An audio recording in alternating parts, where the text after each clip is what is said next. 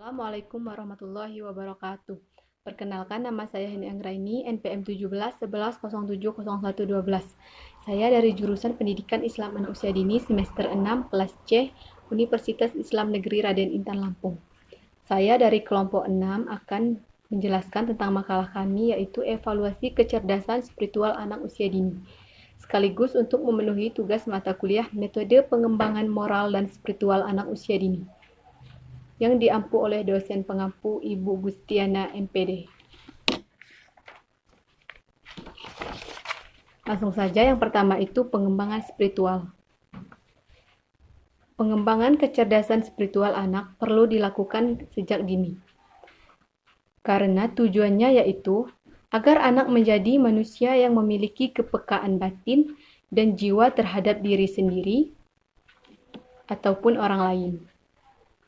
Dengan mengembangkan kecerdasan spiritual pada anak akan lebih mampu mengenali siapa dirinya, kelebihan dan kekurangan yang dimilikinya, serta mengasah dan memaksimalkan kelebihan yang dimilikinya menuju pribadi yang baik jasmani maupun rohaninya.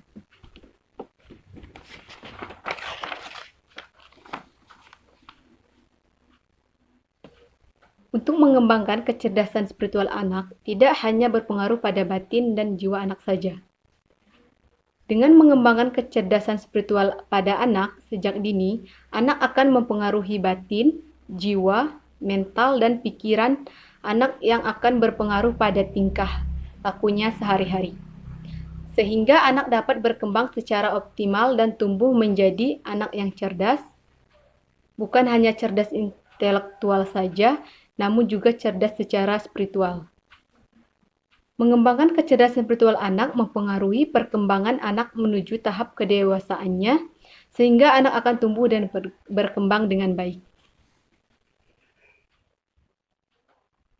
Menurut Saifuddin Aman, spiritual adalah hal yang berhubungan dengan spirit. Sesuatu yang spiritual memiliki kebenaran yang abadi, yang berhubungan dengan tujuan hidup manusia. Langkah-langkah dalam mengembangkan spiritual anak menurut Jalaluddin Rahmat yaitu, yang pertama, jadilah gembala spiritual yang baik bagi anak. Nah, jadi kita sebagai orang tua atau pendidik haruslah sudah mengalami kesadaran spiritual, mengakses sumber-sumber spiritual untuk mengembangkan dirinya. Ia harus dapat merasakan kehadiran dan peranan Tuhan dalam hidupnya.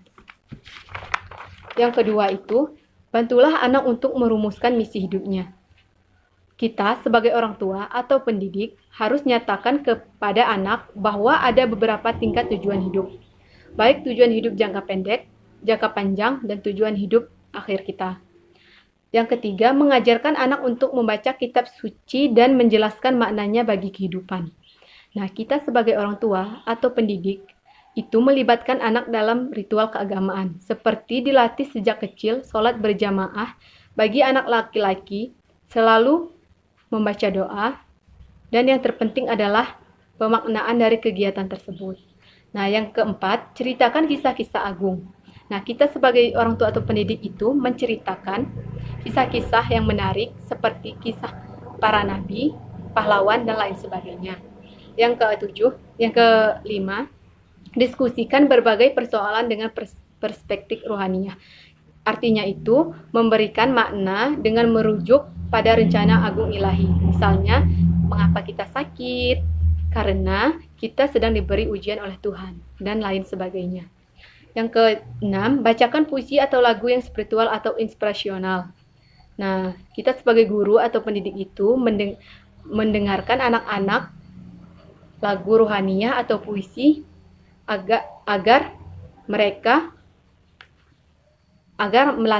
melatih spiritual anak tersebut.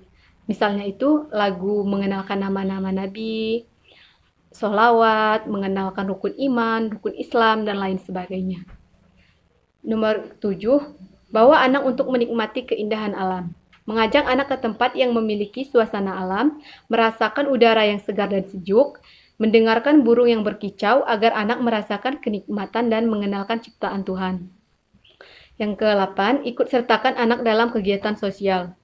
Mengunjungi orang yang terlihat kurang beruntung dari dirinya. Akan membuat anak peka terhadap sesama, sehingga mendorong anak untuk berbuat baik terhadap orang lain. Yang B, evaluasi pengembangan spiritual anak usia dini. Nah, jadi menurut Ralph Tyler 1950 itu, evaluasi merupakan sebuah proses pengumpulan data untuk menentukan sejauh mana dalam hal apa dan bagaimana tujuan pendidikan sudah tercapai. Selain itu juga ada menurut Griffin dan Nix 1991 mengemukakan bahwa penilaian adalah kegiatan untuk menentukan nilai suatu program termasuk program pendidikan. Yang terakhir, menurut Howard Gardner 2002, menegaskan bahwa penilaian merupakan upaya memperoleh informasi mengenai keterampilan dan potensi individu dengan dua sasaran. Pertama, memberikan umpan balik yang bermanfaat pada individu yang bersangkutan. Yang kedua, sebagai data yang berguna bagi masyarakat yang ada di sekitarnya.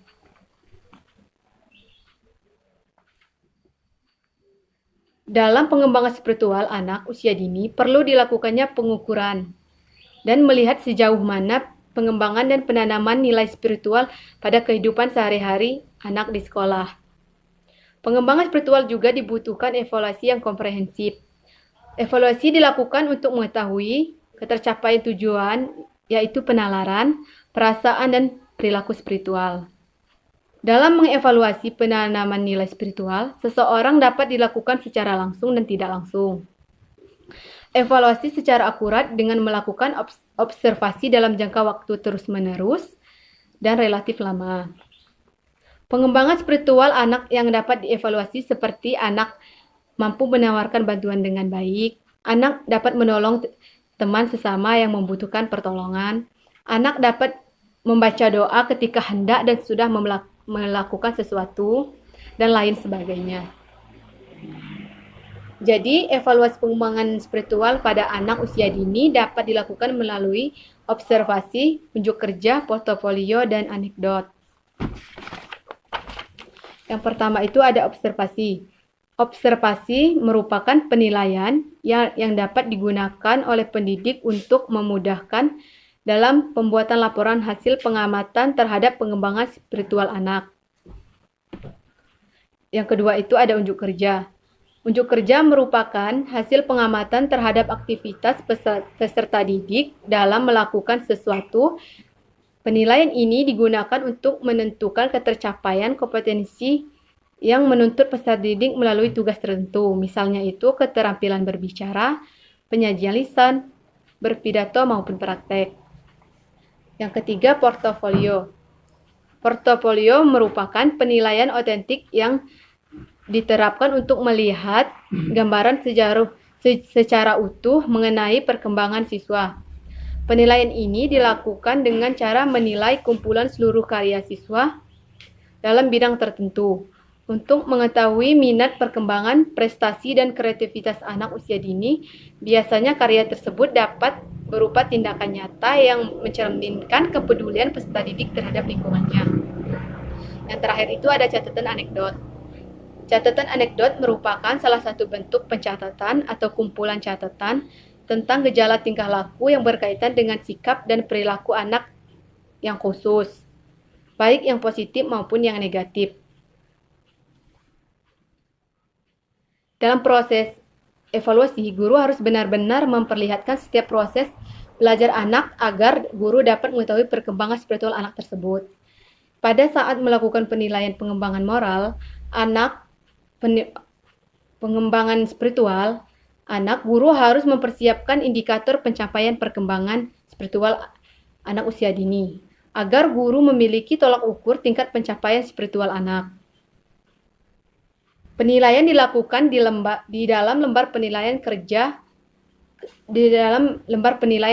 karena proses belajar guru memberikan tugas kepada anak agar dapat mengetahui sudah berkembang atau belum.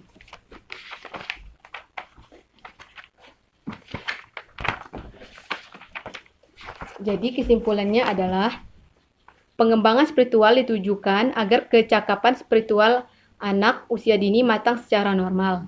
Anak dapat memiliki rasa spiritualitasnya dalam aktivitas spiritual seperti beribadah, beretika, berusaha tidak melakukan perbuatan terlarang, berbuat baik dengan seksama, dan lain-lain.